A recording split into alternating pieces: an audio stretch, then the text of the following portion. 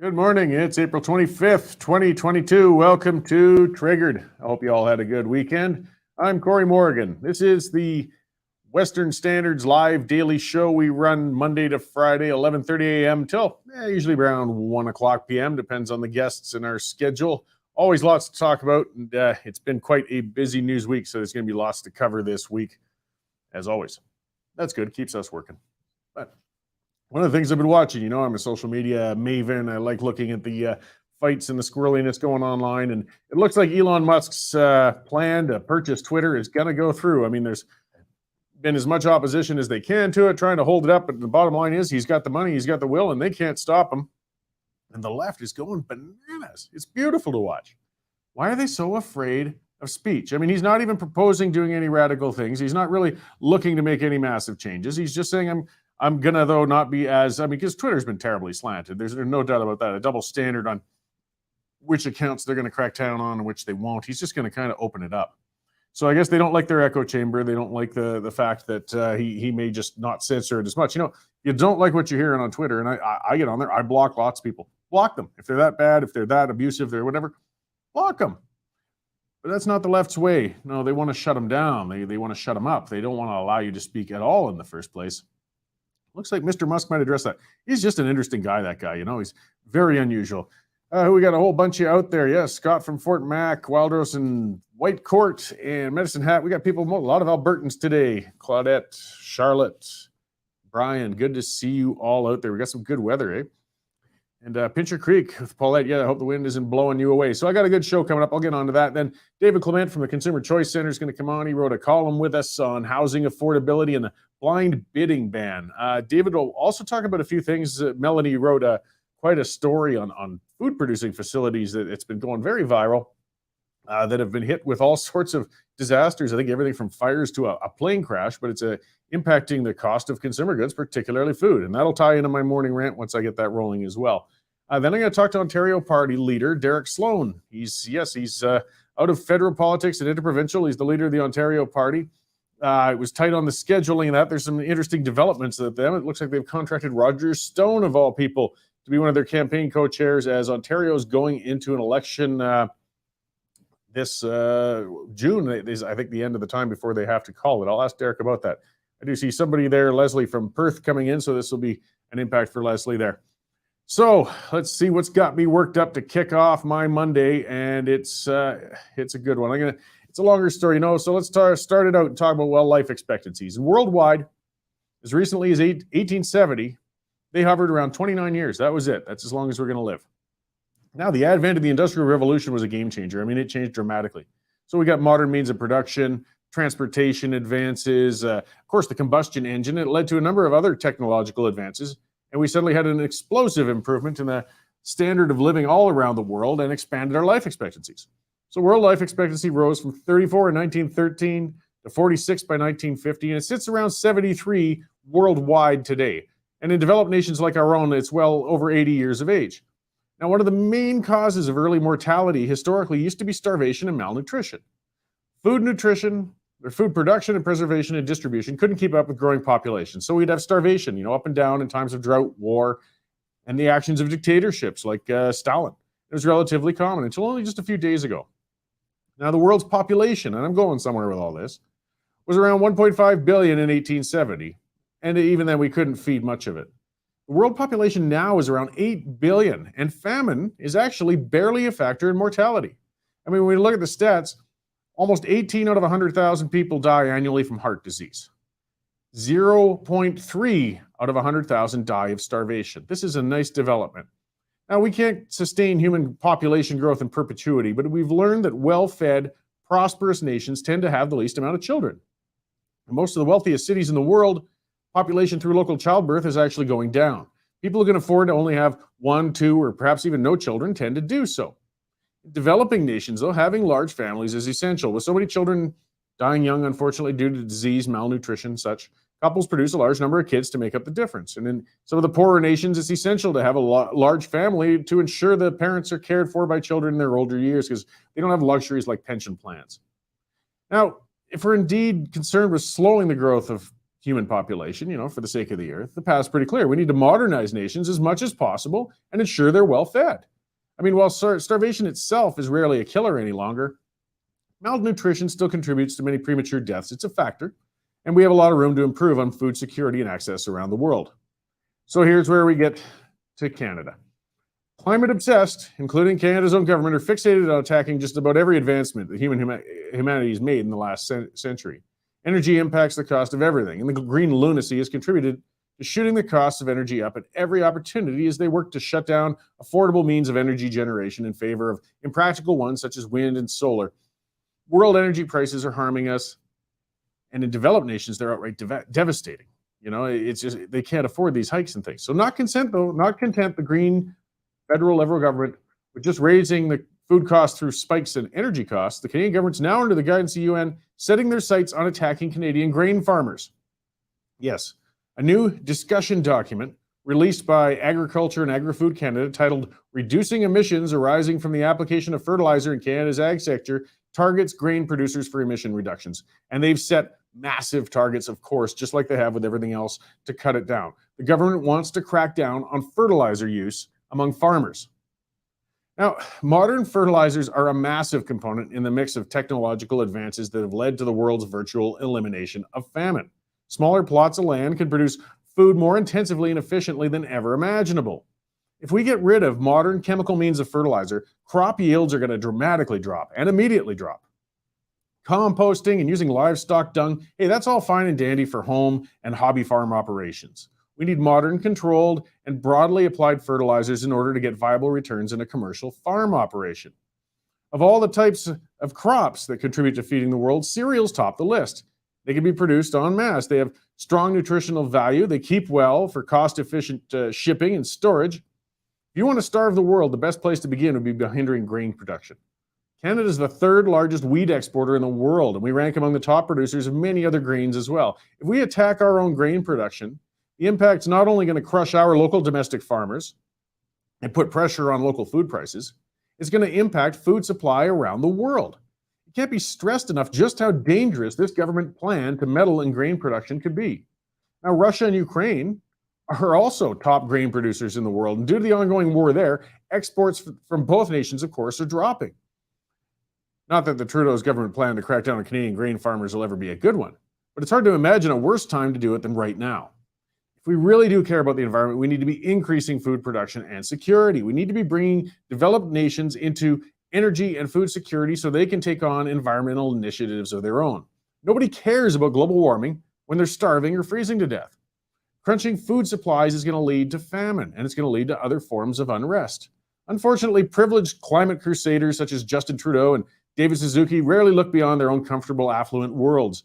They want to make their personal mark on the world through battling climate change and don't really care what the human cost will come with it. Just let them eat cake, right? The Trudeau plan to hit the ag sector could be the most destructive of his entire tenure as a prime minister. It isn't making much news yet, but it should.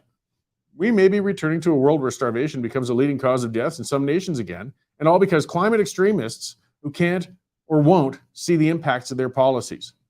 Keep an eye on this one, guys. We got a lot of bad policy going on already, going after our farmers now, demanding reductions in 20 to 30% in the emissions below 2020 levels. That's some of the things in their plan. Is going to be devastating. It's not just going to hit us, it's going to hit the world. With that Trudeau government is dangerous. Okay, that's what's got me working today, guys. Now, let's bring in Melanie Risdon. We got a whole lot of news to cover today. Haven't had Mel in for a check-in here for quite some time, so welcome back to the show, Mel. How's it going over there? Good. Thanks, Cory. Yeah, we're obviously busy in the newsroom as usual. Speaking of your rant topic, FBI is out right now with a warning that food processors are facing an increased risk of cyber attacks as well. So, contributing, I think, more so to attacking the infrastructure and whatnot for these food processors. But yeah, I think with the price and the cost of food where it is right now, it's definitely something that we would like to get a handle on. I've actually reached out to the RCMP in Canada to see where we're at with this on Canadian soil, to see if this is an issue up here. Just waiting for an update on that. So we'll have that out. RCMP considered charging Justin Trudeau with fraud for his trip to the Aga Khan's Island back in 2016. They've decided not to go ahead and charge him, but kind of interesting to see that that was something they were considering doing. There are reports, as you mentioned a little bit earlier, Cory, reports that Elon Musk's bid to take over Twitter is a go. We are watching that story very closely. Eva's in here with her eyes peeled on Twitter, keeping an eye on what comes from that. The bid sits at $43 billion to take over that company. So kind of wish I invested in Twitter a few years ago, maybe. We've also got a story out. Roger Stone, an American political operative who worked with the likes of President Richard Nixon, Ronald Reagan, and Donald Trump, is going to be working with the Ontario Party as a senior strategic advisor. So that's an interesting story we've got up. We've got a great column up from Linda Slobodian, one of our columnists, on the confusion that's been happening around the UCP's postal code debacle, where hundreds, if not perhaps thousands, of these the leadership vote ballots had the wrong postal codes on them. So whether that's going to affect whether they land properly or arrive or whatnot, there's a lot of confusion around that, and it's causing a lot of frustration as well. Finance Minister Chrystia Freeland has kind of revealed a little bit of an oops with her stay at the climate change conference that was in Glasgow. Apparently she stayed at a place that was nowhere near Glasgow. It was about a 45-minute drive to get to the conference each day. And so she is billing taxpayers $3,000 for her limo service for her and her, I guess, co-workers or associates that were traveling with her to go to and from where they stayed in Edinburgh to the Glasgow conference. So looking into that one. We've got a story up on a rally that is set for Ottawa come next weekend. It's the Rolling Thunder motorcycle rally, and it's planned to be in Ottawa.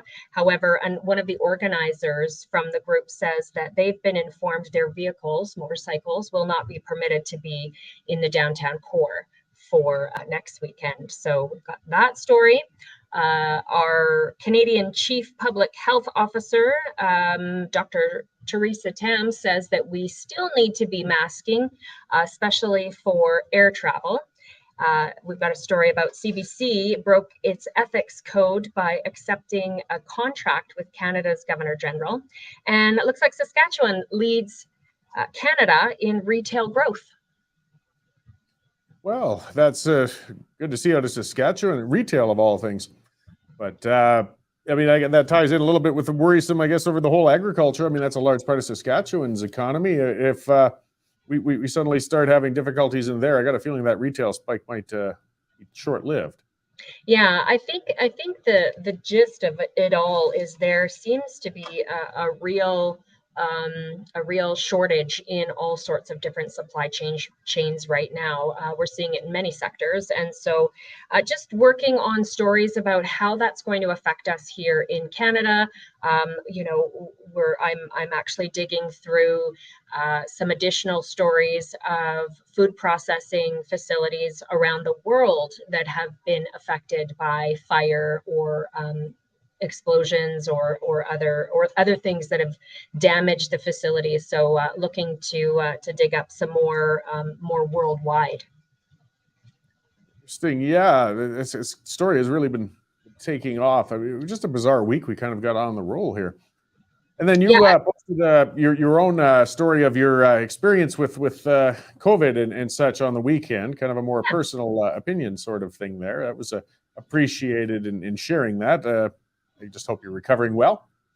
Yeah, I seem to be recovering well, and hopefully I will have no lingering side effects as I did for my first round with COVID. But yeah, it was nice to kind of share that and a little perspective on dealing with COVID illness and some sort of recovery options and treatment options that are seeming to be very effective. Great. Well, that is a packed site. You know, Dave was talking about that in the newsroom this morning. I won't bother talking about the other outlets, but I mean, by the time we were chatting at 10:30, I think we had something like, I don't know, 10 or 18 stories up on our site, and some of the major outlets out there had only one or two so far. Yes. So busy in there. But We are. We've got lots coming this afternoon too, for sure. Right on. Thanks for checking in, Melanie. I'll see you after the show. Thanks, Cory. So yeah, you know, I've talked about that before with these news check-ins. They get longer and longer as we go with these shows because we are just producing so much out there. Such a great team of reporters all across the country. We got another new fella on, Jonathan, something, I'll get the name right because I can't keep up. They're coming on so much with these news stories and items out there. So again, that is all due to you guys. That's how it works with us. We are a great capitalist organization. We rely on subscribers, not tax funding. And you guys have been fantastic. The subscriptions have been flying up. That's why we're expanding. That's why we're producing breaking, original news content, why we're getting these columns from bright individuals out there, or maybe not so bright. That's the fun thing with columns. It spurs debate. Just got to remind everybody, if you haven't subscribed already, please get on there, westernstandardonline.com/membership. Take one out. Use the coupon code TRIGGERED. You'll save yourself $10. And hey, it's $10 a month, or it could be $99 for a year if you take it out for a year. And again, save $10 more with that triggered code. Hey, you're doing all right. Much less than a newspaper subscription. And as I pointed out, we're giving more content now than the major newspapers are. We're on top of it, guys. We got a newsroom full of people. We're putting that stuff out there. So if you haven't taken out a subscription already, again, I just like to remind you all and thank you all if you have already. Please do. Yeah, some of those stories, you know, Trudeau with the RCMP talking about his trip that it was given to him, to the Aga Khan's island or whatever. They're basically, the RCMP are saying, if you look at that story deeply, we were pretty sure he broke the law and he should have been charged, but we had to weigh, this is the way they looked at it, whether charging him would do more damage than good. Like it would be too disruptive to charge a sitting prime minister with a crime. That's scary stuff. That's getting above the law stuff. That goes beyond every bit of our principles as a democracy.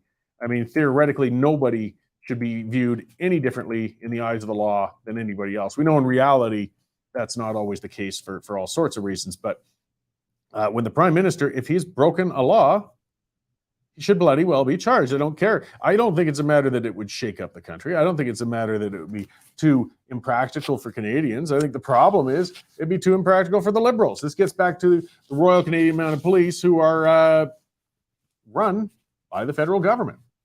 You know, this is part of why I talk about provincial police forces. That's not perfect either. You got to make sure they got a good mandate and a charter, or you could just have a provincial level government abusing them. But justice should be blind, and it should come pretty blind when it comes to our prime minister. But it seems no, they won't charge him. So I mean, how far does that go? I guess if it's just for luxury trips with friends, that are trying to influence the person who's running the country, that's okay. But would it go farther? If Trudeau assaulted somebody, would they just look the other way on charges with that too, or? If he directly robbed somebody? I mean, this is a disturbing precedent. It's really a problematic thing. And again, not enough people are paying attention to it. That gets back to our mainstream media, though, right? This doesn't make a lot of mainstream news. Why is that? Well, because the mainstream media needs those tax dollars transferred to them to keep going. They're scared of shaking the tree. There's some great columnists, journalists, reporters, all sorts out there still in the legacy media outlets, but they are now beholden to the government. They don't want to get themselves in trouble, so they're less inclined to start scraping and digging around on government things. And that's a really sad outcome of what's happened with this system, with the government bailing out media on a regular basis. So before we get to that, I'm my next guest, I see him in the lobby. I'm going to speak to one of our sponsors. That's the other thing that keeps us going.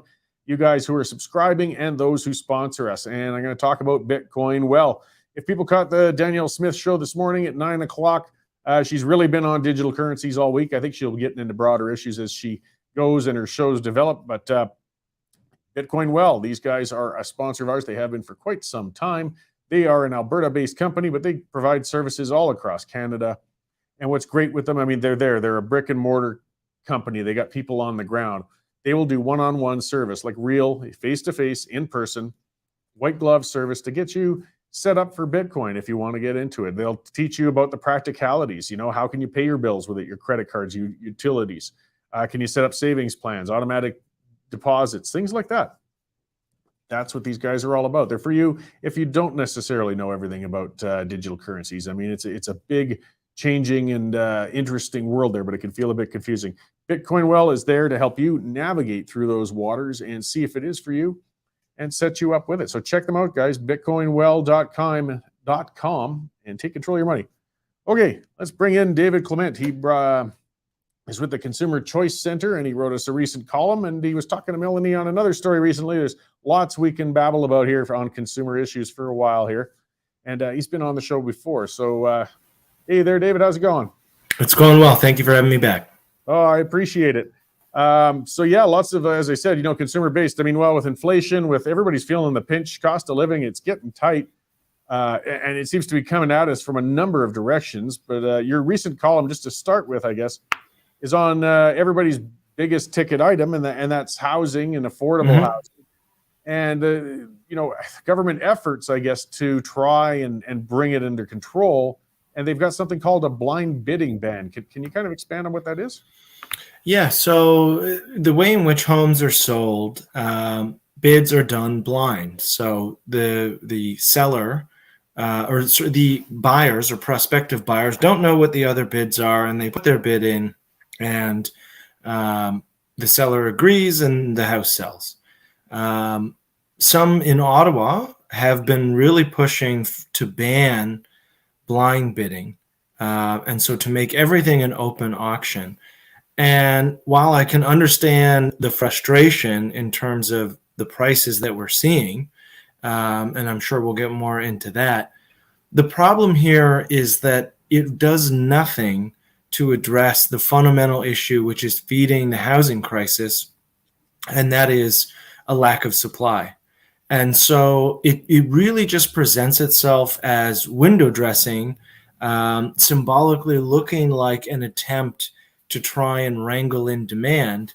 But when you dig into it and you ask people much smarter and wiser than I am, the housing economists who look at this, they basically say in a seller's market like this, it doesn't really matter what type of auction, whether you do open auction, where everyone sees each other's bids, or you see blind auctions, it doesn't really make a difference.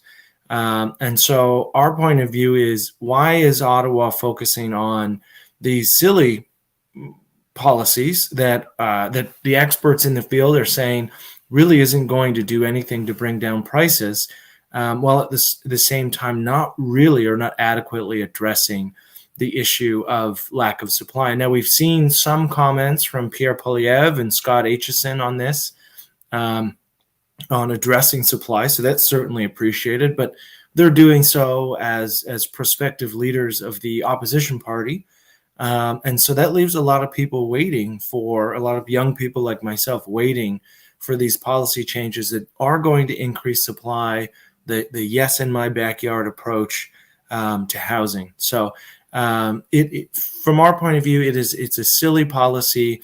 So long as there's nothing limiting the seller determining how they want to sell the home, they should be free to do it in an open way or a blind way. But at the end of the day, it's not going to bring down prices like the Liberal government is saying it will.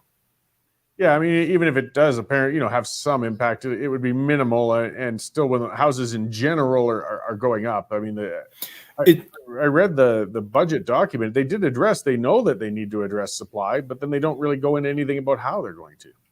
Yeah, I mean, they proposed an earmark program. I believe it's about $4 billion, and that's to essentially help or reward communities that grow at larger than the historical average. And their estimate says that that's going to build 100,000 new homes. Now that might sound like a lot to someone who isn't really in the weeds on the numbers. Ontario alone needs more than 150,000 homes just to get to the Canadian average. And the Canadian average is the worst in the G7.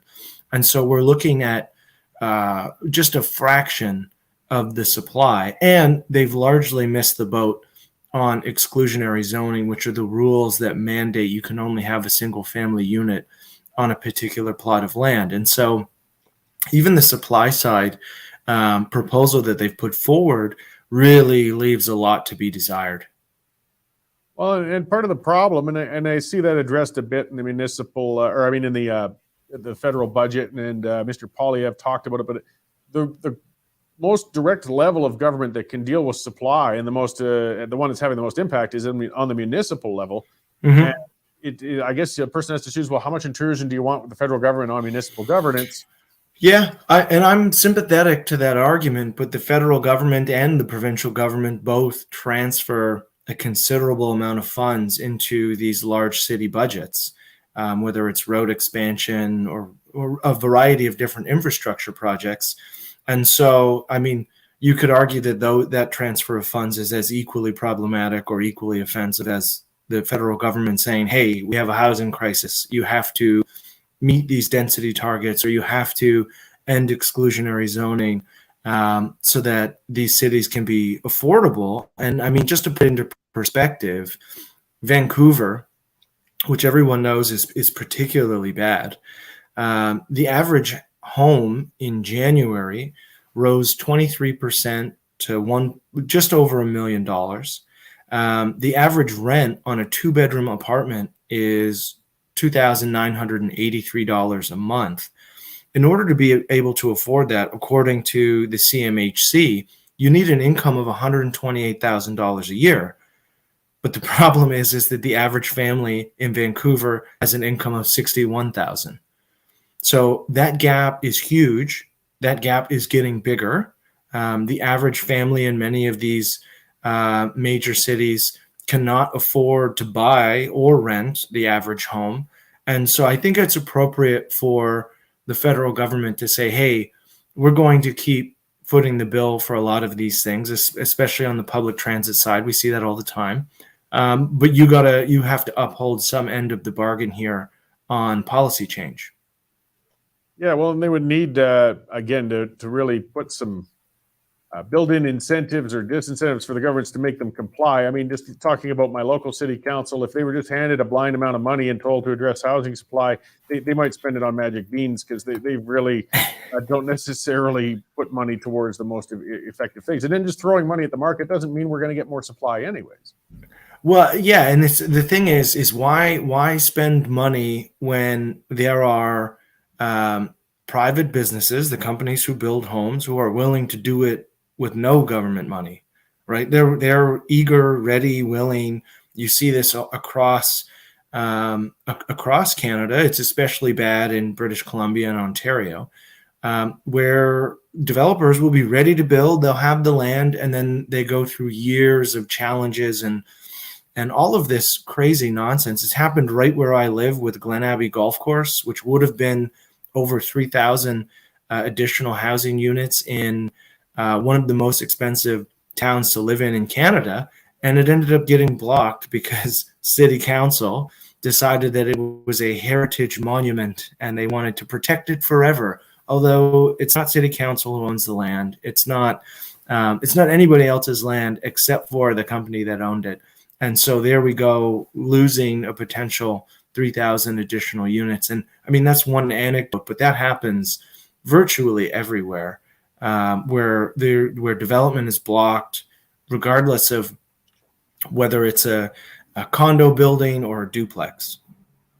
Yeah, well, and it hits us all hard, and housing is a need. We got the same thing in Calgary. It's 8 years from plan to development to get a housing development done in Calgary right now. That's the average. Mm-hmm. And that's assuming that they don't get shut down during one of those steps along the way, which does often actually happen, much like what you were talking about. So yeah, that's one area that needs addressing. Getting on to other needs, I'd kind of like to go a little broader. with food, of course, that's spiking all over the place. We're seeing the essentials going up. There's one of the areas that I've been on the case of the Conservative candidates about, because you and I have talked about supply management before. We're not really big fans of that. As well, though, I mean, we've got other problems, like our food production facilities. You spoke a bit on that, but there's a strange trend of them getting, whatever the basis of that is, but a whole lot of them have been taken offline. Now we got supply. There was this story we did at the Standard recently. There was that one got hit by a plane, one's been burned down. I don't know if you read the story. Mel talked to you. Yeah, I mean, it's unclear what is actually happening. I don't have enough information to know, like, is this something nefarious or coordinated, or it's a bad accident? But at the end of the day, any disruption to the food supply, especially on the processing side, where essentially shipments aren't getting picked up, is going to limit the supply of the things that you buy, whatever they were making there.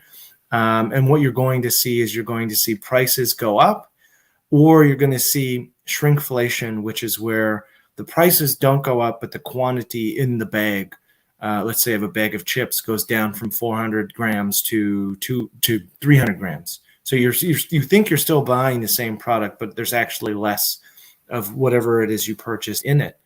It's obviously not great for us, because the option is they're having less, we're having less and paying more for it. And that's, poll after poll shows that that's something that Canadians are worried about. We're seeing it across different sectors. We're also seeing it with supply managed sectors, which is even more irritating. And so it's not a situation where I think we're going to have food shortages or empty shelves, because the food system in this country has shown itself to be incredibly resilient. The pandemic has kind of shown us that. But consumers are going to pay in one way or the other if disruptions continue or they overlap and compound on each other. Well, that's it. Like I said, I wouldn't expect you to try and figure out why these places have hit upon the problem, but the impact is what we could talk about. Whatever the cause may be, when we're getting disruption in our supply ability, the costs go up, and consumers, they get upset. I using an analogy from back when I owned my bar, and the minimum wage hikes kept hitting us while I owned it under the NDP government, which is whatever. You just debate whether that's good or bad. But I had to respond as a business owner, and I had a big fight with the customer because, well, part of what we did was we raised some prices on some things and reduced the size of some items. So our big plate of nachos got a bit smaller and it went up $1. And I tell you what, consumers are sensitive. They see it and they know it. And this guy ripped into me, but he doesn't understand. Like, I got to make money too. I mean, if you're a business owner, you're doing it so that you can also have a livelihood. That's kind of the point. And what we'll end up seeing is a lot more of that irritation and frustration on the consumer side, and then obviously much more on the side of those who sell, whether it's goods or services or food or restaurants. And so, it's a very problematic situation when whether it's disruption or government policy that drives up the inputs for a business, labor, main goods, and things like that. And the more we see this, the more that frustration is going to build. And the higher or the bigger the upward push or inflationary push is going to be. And right now, that doesn't seem to be something that Ottawa is particularly steadfast about in regards to talking about reducing the cost of living. They've really opened the door, in my opinion, for the Conservatives to kind of make that their issue again. And so we'll see whether this NDP Liberal agreement lasts and for how long. And whenever it is, the Liberals will have to face the fire in regards to the situation at hand. Well, that's it. And a lot of people like to point out and say, well, it's all beyond the Liberals' control. It's international. Every country is experiencing inflation right now. They kind of like to say there's nothing we could do about it. But I think there's there's some degree of truth in that. When world commodities go up, you can only do so much. But when it comes to domestic consumer goods, there's certainly some things in general we could do to ease some of that pain locally, isn't there? Of course. I mean, you just look at all of the government policies that are in place that inflate the price of goods. I mean, you look at the carbon tax. Although I understand the reasoning and justification and purpose for the carbon tax, you can't argue that it doesn't inflate the price of goods. I mean, everything that you eat is shipped on a truck for the most part. The goods that are delivered to your house, what you buy at a department store, etc. I mean, everything is factored into all of that. And so there's a long list of policies that inflate the price of those goods just by virtue of making the supply chain more expensive from the time whatever it is created to the time it arrives at your doorstep. And so, yeah, there are global pressures in regards to inflation. I don't think anybody can deny that. But that doesn't mean that the government should just sit on its hands. I mean, we can deal with global, like, it's ironic that we talk about whether or not the government should sit on its hands because it's a global problem. That's the liberal critique to, let's say, center-right or conservatives on climate policy. Conservatives will say, well, it's a global problem, like we can't really do anything. And the liberals will take conservatives to task on that. And it's like they've kind of forgot that was their argument in the last election and for the last 10 years or so. And they're repeating it. They're repeating that flawed argument in their view when it comes to inflation and cost of living. I like that comparison. I'm going to have to steal that and use that from you in the future. It is a very good point to be made because very similar issues. You know, I mean, yes, conservatives say, hey, look, Canada's only responsible for 1.6%. It's a drop in the bucket. We're wasting our time. Well, they say, well, we need to make domestic things all the same to be better. Well, likewise with inflation or energy or a lot of other issues. It's good to, I like the way that's put. Thank you. Thank you. All right. So, well, glad we got you for a bit today. It's always good to talk to you. Where, I mean, you've got your work cut out for you as a consumer advocate with inflation and policy and in all that wonderful world that's going on right now. Where can we find more information about what you're doing and what your organization's up to? Yeah, consumerchoicecenter.org. You can follow me on Twitter at @ClementLiberty, and you'll see all of the great consumer issues that we are fighting on, trying to push back when governments overregulate the things that consumers like and ultimately make them more expensive. Great. Well, I really appreciate you coming on, and just like to remind everybody, yeah, it's the Consumer Choice Center, David Clement, and yes, you're active on Twitter, as am I, though you're less nasty than I am on there. And I really, just appreciate the work you're doing, and looking forward to seeing what comes out in the future. Thank you very much. All right. I'll talk to you again. And also that reminder to everybody, David provides us with columns on occasion as well. And he put that one out recently, which is why I wanted to get him on the show. If you just go on the westernstandardonline.com and search Clement, you'll see that most recent one that Nico's got pulled up on the screen, plus a number of past columns that David has provided with us. Offers some very good common sense, consumer-driven, libertarian type approaches on things. So like I said, I always appreciate talking to him, but we're much on the same page with a lot of issues. All right, let's look at some of the other goodness we got going on before my guest gets here. Get to some of that news that was mentioned. Yeah, there was that $96,000. Speaking of criminal liberal government things, was awarded in a sole-sourced contract to a CBC pundit who told a network audience that Simon was was the perfect appointee for Governor General. And see, you got to see how this is all tied together, right? It shows how gross the CBC is in general anyways, as our state broadcaster, being tax funded and as biased as they are. Now we got a pundit who goes on there, and the CBC is one of the rare ones, actually. Now I don't know necessarily in this case, but often with their panelists and pundits, they pay them a bit of a fee to appear and do things.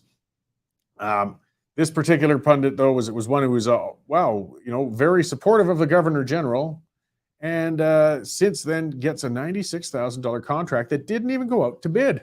Hey, nice work if you can get it, isn't it?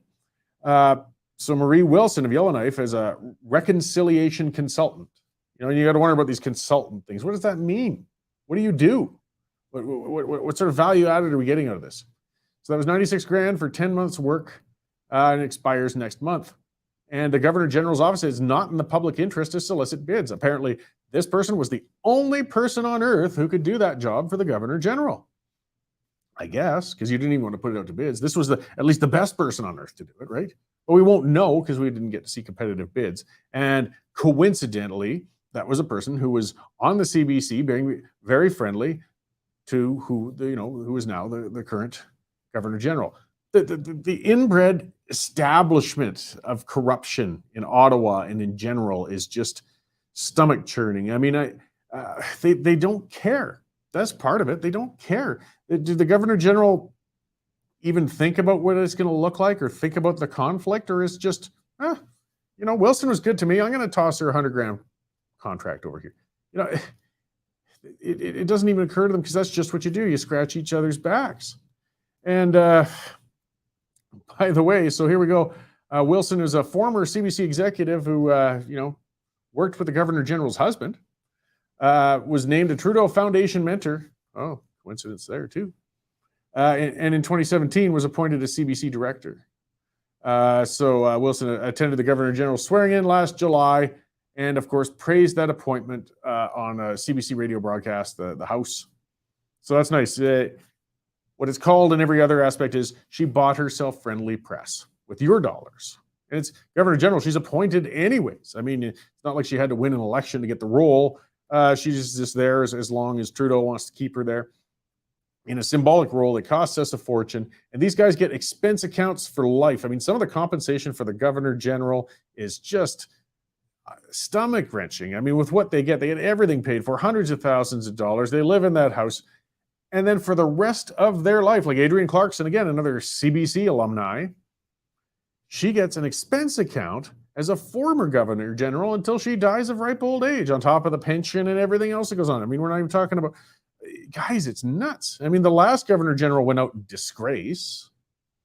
And it looks like this one might, I don't know, maybe just giving money to friends isn't enough. Now, here's another story. It's getting a little more local, but we're seeing this happening everywhere too. Talking about in Calgary and every municipal government, we see it. As I said, these are governments close to you all of the time. I mean, Edmonton, Toronto, Vancouver, we're all suffering under these municipal governments. We don't pay enough attention to them. In Calgary, the government owns the electric company and gets some riders on gas bills. So a spike in utility bills last year resulted in a $47 million windfall for the city of Calgary.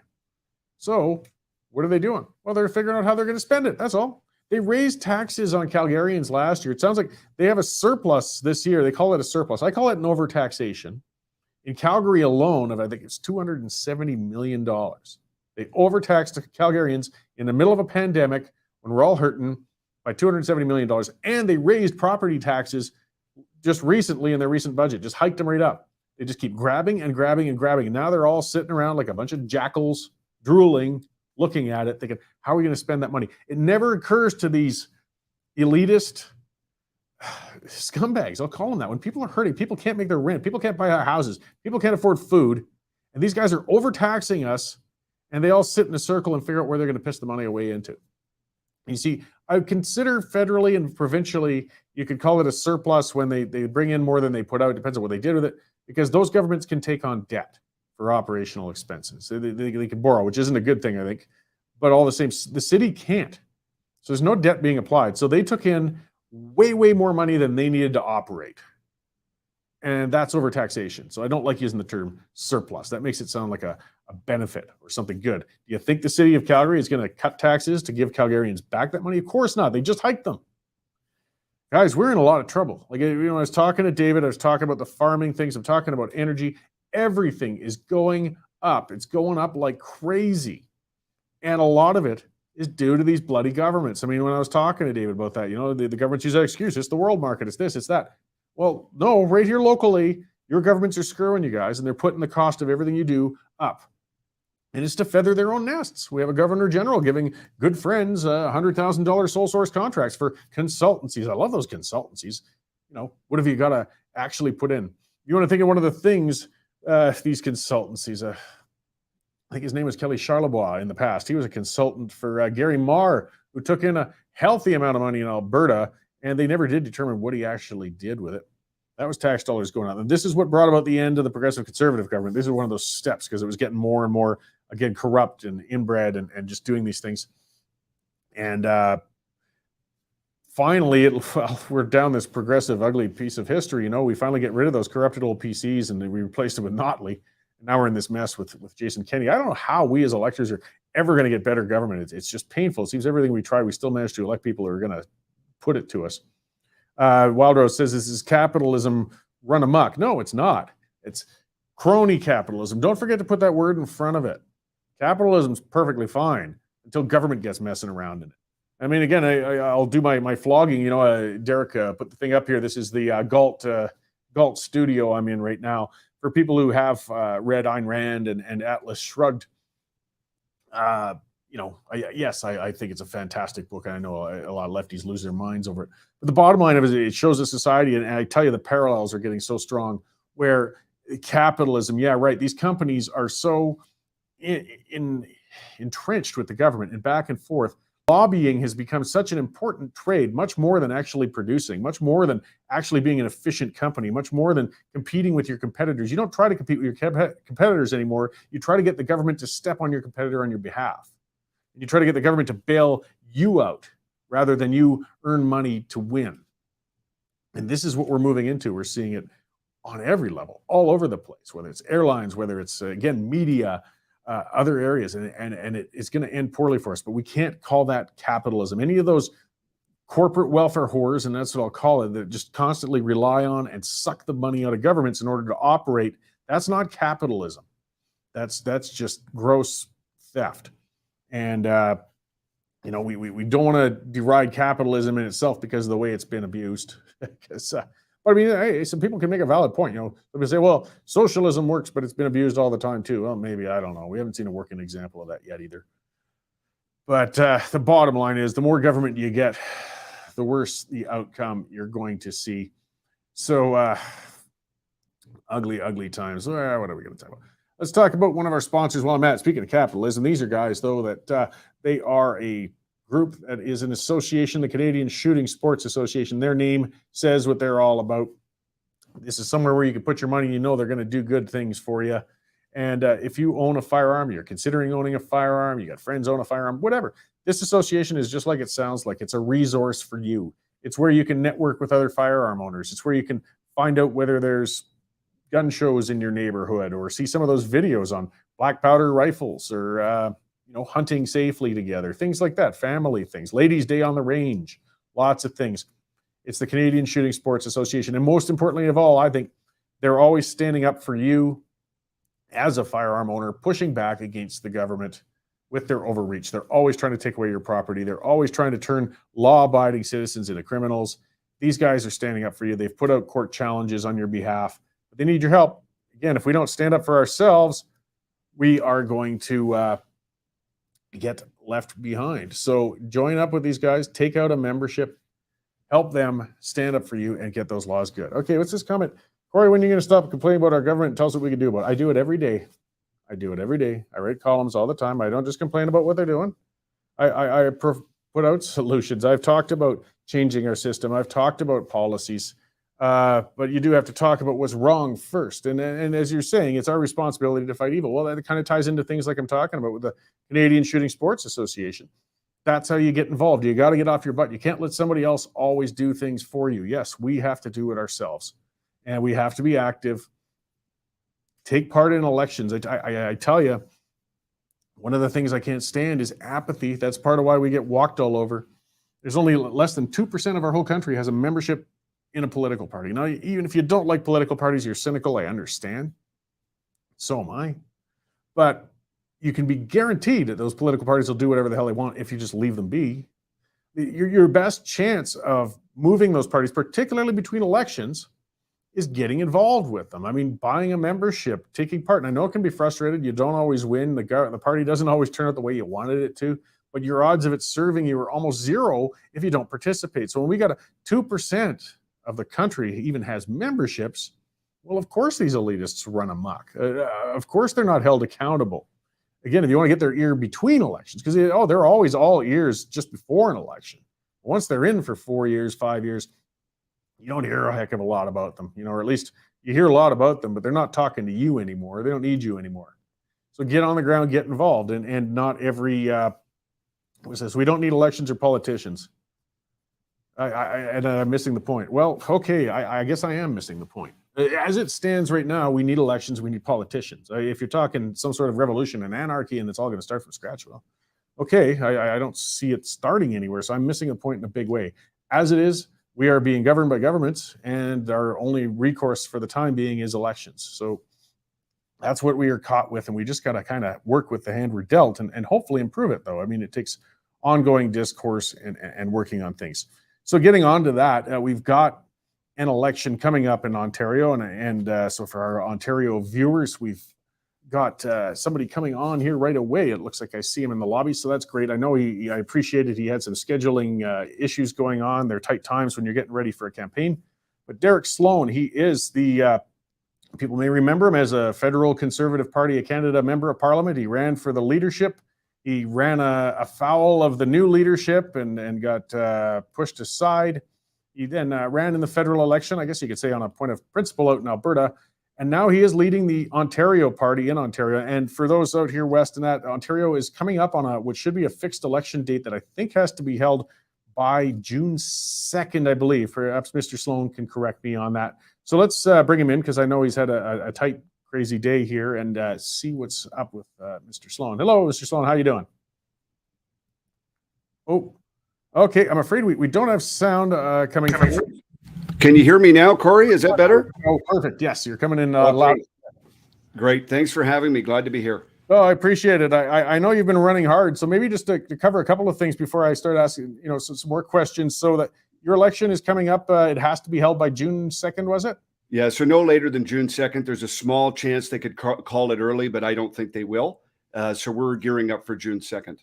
Okay, so the campaign essentially is on now, though. I mean, when you're getting that close, you got to get on the ground, particularly with a new party. So maybe if you want to give a bit of background on the Ontario party, you have one member in the legislature right now who came over, and you're contesting this election from a conservative approach, obviously. Yeah, so the Ontario party was founded in 2018. They actually ran a few candidates in the prior provincial election. I was asked to be leader of the party in the fall of 2021. There was, a variety of parties kind of vying for attention, and there was, a variety of people who wanted to see if we could bring people together, and I agreed to lead the party. So we do have a member in the legislature right now. His name is Rick Nichols, and he's been doing a great job holding the progressive conservatives to account. Our party is, again, a conservative sort of values-based party. And we feel that the Ontario government, the provincial conservatives here, have done a very poor job managing COVID and various other things. And we want to make sure there's an option that can really put Ontarians first in this upcoming election. Great. Yeah. Speaking as a conservative out west and kind of witnessing it, I mean, we've seen a lot of, I guess, disappointment. I mean, among governments, I mean, all over the place, we saw our freedoms infringed upon in a number of levels all over, but Ford seemed to be particularly so in Ontario with the COVID crackdowns, and is still sort of hung up on that. I imagine that's a lot of the base you're working towards, is people who are frustrated with that. Yeah, there's a lot of broken promises. One thing that Doug Ford actually ran on and had a lot of support over was scrapping the sex ed curriculum. So there was a liberal, age inappropriate sex ed curriculum that was put in by the previous premier. And he got a lot of traction by promising to cancel that. And unfortunately, he didn't. So, the COVID situation, of course, is in fact a very dire one. We had some of the longest lockdowns, longest school closures in the world here in Ontario. But there's been a lot of simmering discontent from broken promises from day one. Yeah, so I imagine you're getting candidates in place. I've worked on, with the Wild Rose Party in the West, and I know how it is building a party from scratch. It's a lot of work, and the clock ticks quickly. So how's that been going? I imagine you're like on a constituency tour right now and getting candidates in place.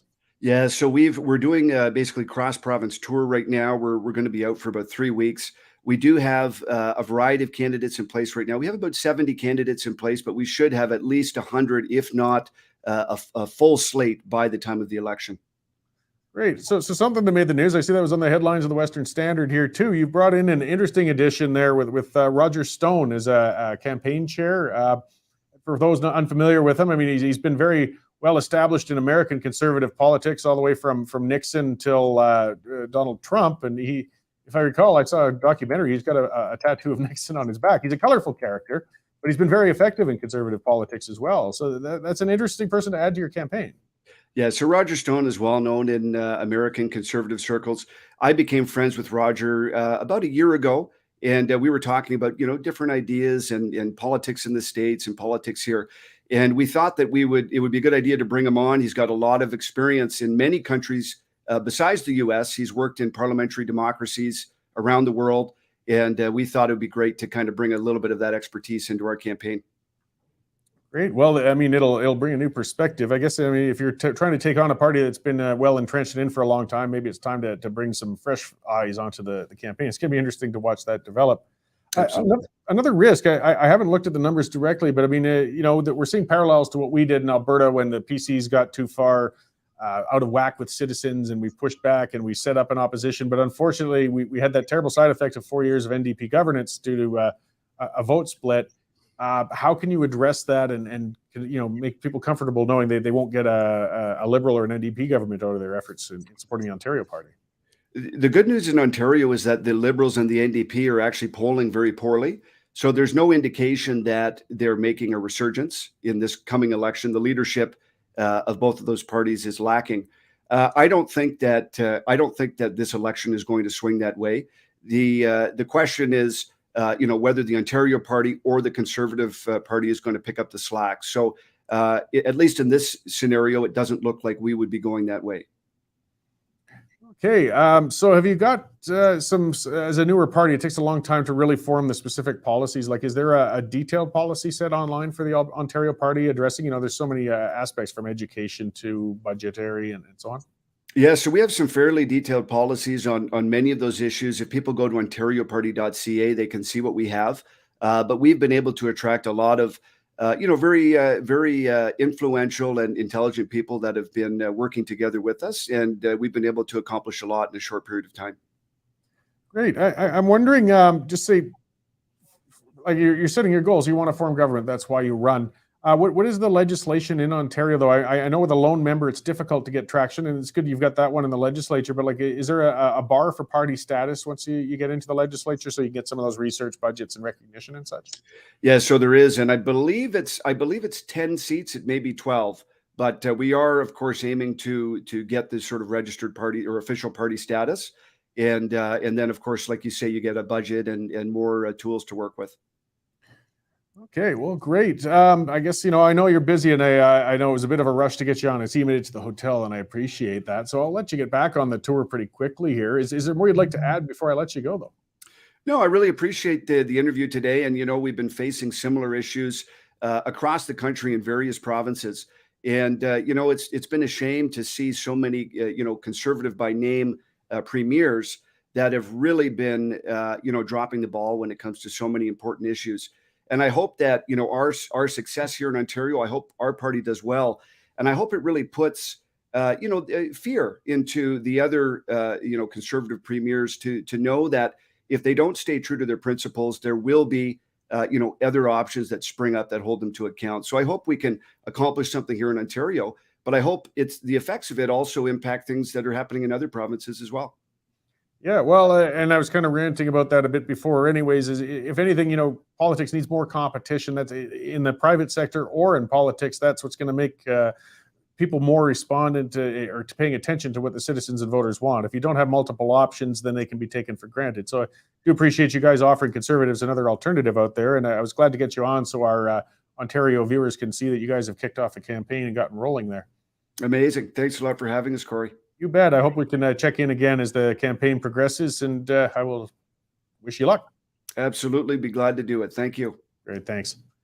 Okay, so that was Derek Sloan, leader of the Ontario Party. They're on the campaign road, and they've got their work cut out for them. But I think there is an appetite for change going on out there. Doug Ford as a conservative has been frankly appalling. The restrictions, the indifference to individual rights, these core things that we like to say we value as conservatives. And I think some of it comes down to some people are just terrified of COVID and some aren't, because Ford just seemed to be almost paralyzed with fear when this was unraveling. But it's not an excuse to step on the individual rights of citizens. And they're being given an option, because that's the other thing. We get taken for granted.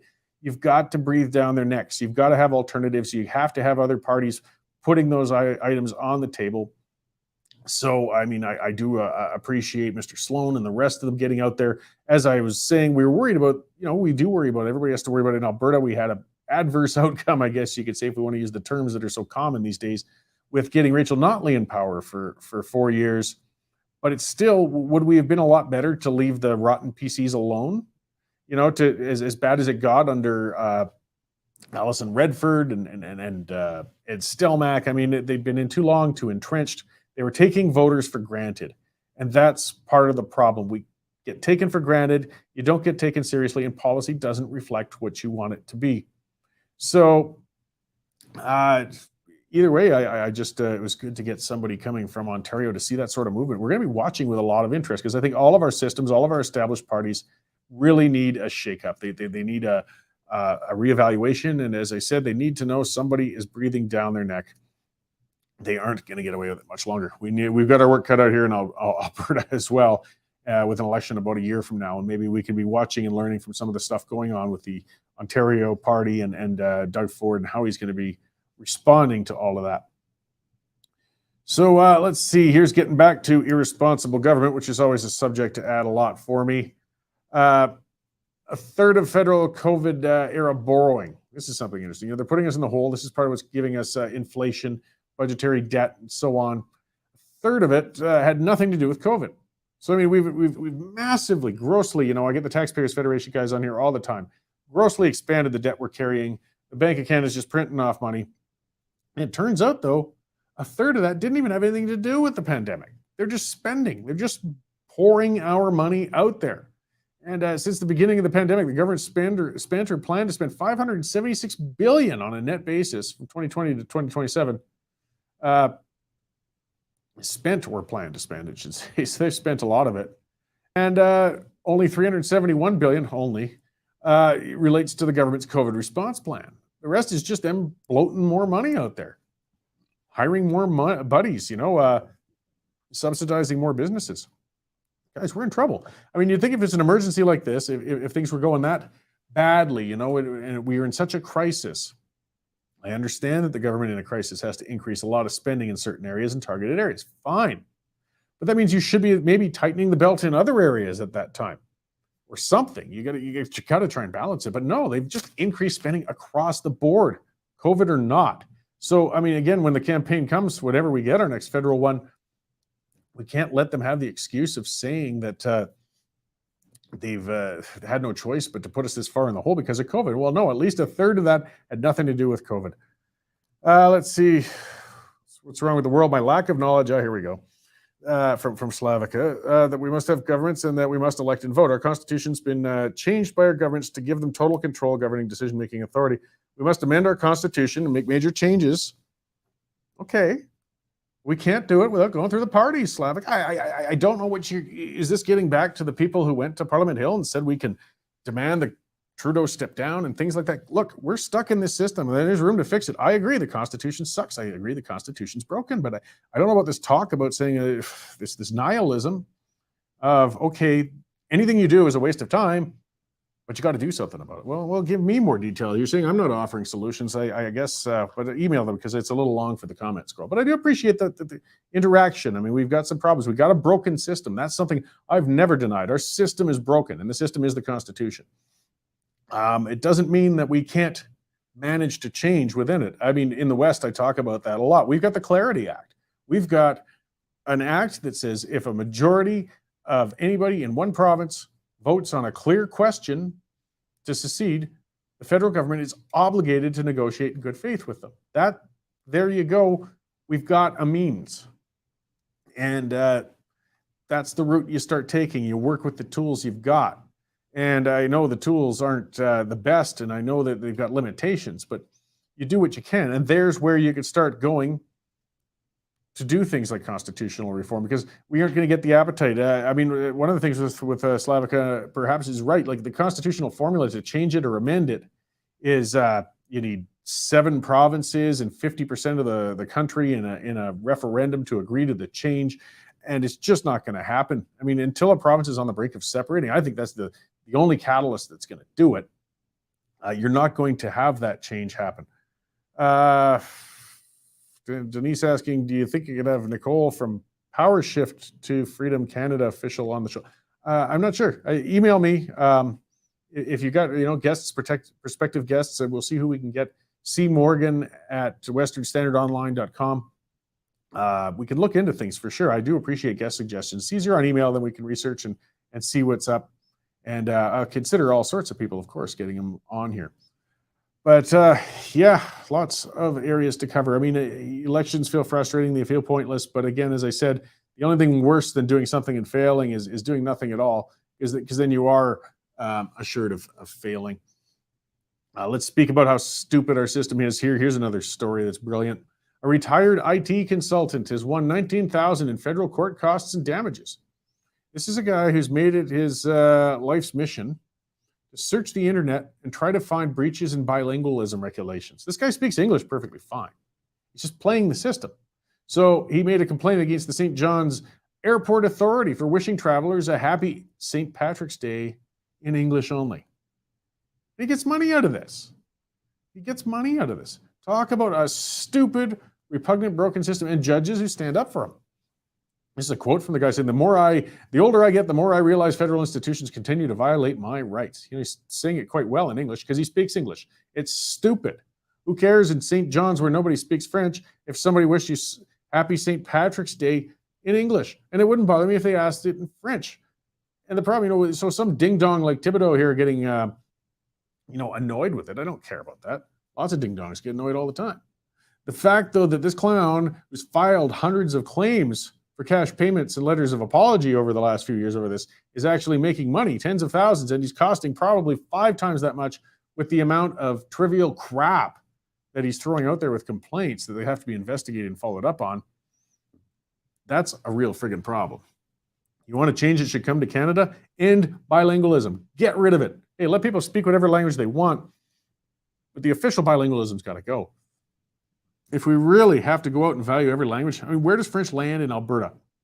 Of unilingual French speakers, people whose first language, their sole language is French, because they can't get by in English. What do we got? 0.5%? Maybe? I mean, we've got maybe, I think 3% people whose first language is French, and most of them speak very good English anyways. If we really want to change, fine, bring in Punjabi. We got a fantastic and growing Punjabi population in Alberta, and there's more people who speak that as a sole language and as a primary language than French by a long shot, or Cantonese. Any number of languages, I'm perfectly fine with that. At least it's more functional and makes more sense than this idiocy of us having, and this was St. John's, it wasn't out here, but an airport gets fined because they wish somebody happy St. Patrick's Day without being French. Absurdity. So where are we at? Oh yeah, here we go. The mask mandates in year 3. The April 20th is when the federal mask mandate came out. I still see some of those, speaking of independent individual clowns and ding-dongs and wieners, some people online always saying, why are people protesting? All the regulations are gone. They aren't all gone. So shut up. Until they're all gone, people have the right to protest them. So you cannot get on a plane if you aren't vaccinated. You can't get out of this country on a flight if you aren't vaccinated. You can't get on a plane without wearing a mask. You might be comfortable with getting all those shots and a mask. Other people aren't, and it's their right to protest against that. I'm comfortable with vaccination here. Let's watch the scroll get going. I got vaccinated and I'm getting my booster soon. That's my choice. I want it to be a choice. It has to be a choice. Same with the airlines. But again, with clowns saying there's no regulations left, no, there still are restrictions left. They're still hanging there. Canada is one of the last countries actually in the world hanging on to this stuff. And there's not much indication that any of this is protecting anybody or making them safer. So whatever differences people might have with people who don't agree with the restrictions right now, and people who want to protest and get out there, don't claim there's no more restrictions left. There's a lot fewer than there used to be, but they're still there, and they're federal ones. And that's where the Ottawa thing, that's another interesting one. I should have almost asked Mr. Sloan about that, but it's a federal thing and unrelated, but still he's in Ontario. So there is that motorcycle rally coming up this weekend, and I'm wondering, they're saying that they're going to ban motorcycles from downtown onto Ottawa. I'm not sure how or why they could do that. What about somebody who commutes to work on one? What about, how do you differentiate between a protester? And what are they expecting? At what level are they expecting? I mean, Trudeau's running out of excuses as to why he brought in the Emergencies Act in the first place. It's already starting to look, pathetic. It's looking like an overreach, and he's got no justification. And part of it was they're saying, oh, well, these guys were going to come and take over the government and all that. We know that's a bunch of baloney. So a bunch of motorcycles showing up, what are they going to do? They're going to make some noise. They're going to sit around and, hey, guess what, guys? It's called protesting, and it's essential right. And it's not like the trucks. You don't have to fear as much. They don't have sleepers. They can't block the roads as easily. They're not going to set up camp again, guys. To block them all, there's going to be more court challenges, except protest. And again, as I was saying, except as others in the comment are saying, there's still restrictions going on right now. Cheryl says, I heard it's not a protest, it's a poutine festival. Okay, there we go. Maybe you can rebrand it well enough. Maybe we can, that'll be turned into something. But, and Tam saying these restrictions, she's saying it has a certain amount of inconvenience. But yes, and it's not harmless, guys. Wearing masks isn't harmless. It's degrading. It's hard to breathe. It sucks. If you want to choose to, go to town. I choose not to. I can't stand it. Lots of other people can't stand it. Let us choose. And it's hurting our tourism. People aren't moving. They aren't flying. We saw that with and I laugh about that. I bring that example up all the time, that hipster bar on 17th Avenue in Calgary, when all the restrictions got dropped, and we even had the head of Calgary's Chamber of Commerce, and she's right, Yedlin, and she's just a joke. And she's saying, oh, businesses are going to hurt because these restrictions are gone, because people won't feel safe coming out without masks on. They won't feel safe without vaccine passports. And it turned out to be absolute crap. We knew it was crap when she said it, but of course it proved it after the fact, because business went up, people went out, they wanted to. It wasn't fear of COVID that was keeping people from going out. It was the restrictions. And that's what's hurting tourism. That's what's keeping people from flying. The masks do keep people from getting on. The vaccine mandates, of course, they keep people from getting on there.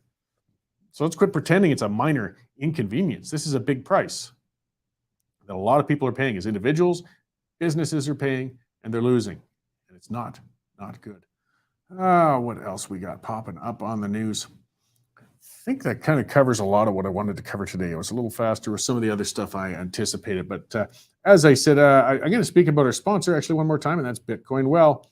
Let's talk about digital currencies getting out of the thumb of the government, and again, I see those discussions and people worried that the government can get at Bitcoin, get at your wallet. Look, they can't, and they didn't.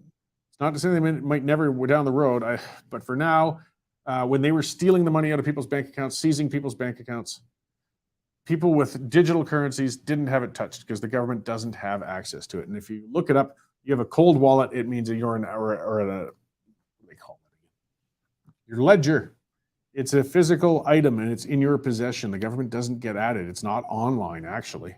It still does have to connect online. Yeah, there's some fears. I mean, if we talked about that a bit earlier in the show, what would happen if all the electricity went down and everything in the internet was gone? Well, it's true. Then you would have problems with it, but that would be the least of your problems in that situation. Let's just hope I think we talked about at the time, you have some good gardening skills and some firearms, because you're going to have a hard time getting by no matter what currency you have. Either way, Bitcoin Well, I'm digressing quite a bit. These guys are an Alberta company. They're a safe company. If you want to have your money going invested into digital currencies, Bitcoin in particular, check them out, bitcoinwell.com. These guys will give you personal one-on-one service. They got ATMs even for it all over Canada to make it as easy as possible and practical and bring digital currency into a reality for you. So check them out, guys, bitcoinwell.com. Okay, tomorrow, and I can expand a bit more on a lot of these subjects. I'm going to have Marcel Latouche on. He's been on a number of times. He's an author and political commentator. He was a professor, or not a professor, but a teacher. I think it's SAIT. I'm not sure what that level was, but Marcel's always good to talk to, and he talks a lot about good common sense governance principles and things like that on all levels. So yeah, a good bunch of political talk. And Kelly Malmberg, I've had him on before too. He's an agricultural producer just down south of Calgary, and I'm looking forward to talking to Kelly because, of course, the farmers have been going into, well, they're always having a hard time, but it's a tough industry on a lot of levels. And, there's things like drought and so on. Not much you can do about those things. But we got a lot of government policies that put pressures on the agricultural sector, as I started the show off with carbon taxes, and now with them talking about cracking down on fertilizer use and things like that. And I think Kelly will be able to expand on a lot of those things, on how these government policies are going to impact them. And of course, by extension, it's going to come down and impact you. We all have to eat. Food's a need. And when the government makes food more expensive, we all pay the price. So it'll be a really good conversation with Mr. Malmberg tomorrow. So, yes, thank you all for tuning in today. There will be a lot on tomorrow. I appreciate it's been a busy Monday. And if you want to review, Danielle Smith had her show on at 9 a.m. this morning. That's still out on YouTube and Rumble, by the way. Get out there to those alternative media sources. You never know when YouTube's going to cancel us. Thank you all for tuning in. I'm going to see you all tomorrow at 11:30 a.m. sharp.